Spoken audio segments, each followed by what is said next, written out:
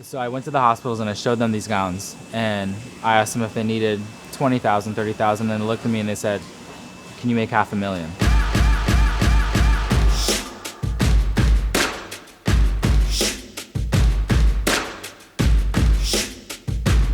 So my name is Josh Holm. I'm the founder and creative director of Castles in Queens. Before all this happened, we were in the business of making luxury pieces, but we went from luxury to necessity, but that necessity became a luxury. The start of COVID hit. Every day I would go out and I would literally just drive to hospitals and show up at their door. And I knew that the need was there. And I'd say like, hey, like my name is Josh, I do production in LA and we want to help you guys. They needed the help, but at the time it wasn't in mass, it was in gowns. And so they actually said, if you could make this, we will take it. So here's what we buy, here's what is required from state laws and from a hospital regulation standpoint, like what we need. I went back to my studio and I took a night, I designed what we could and brought back the gown the next day, and they loved it. And they said, hey, look, if you can make X amount of these, we'll take everything you got. 2 months ago, I was considering whether to apply for a part-time, full-time job just to kind of get through this. And then a week later, became in charge of a project where I have 100 employees. It's funny because I've never in my life have made a production line of 100,000 pieces ever.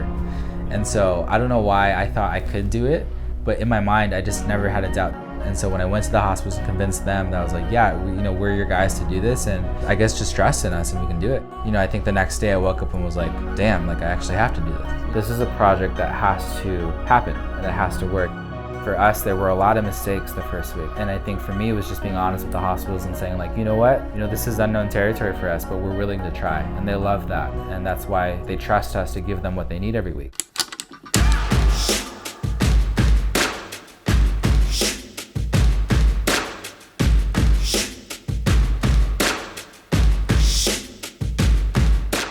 There have been a lot of people come on board to make this project come to life.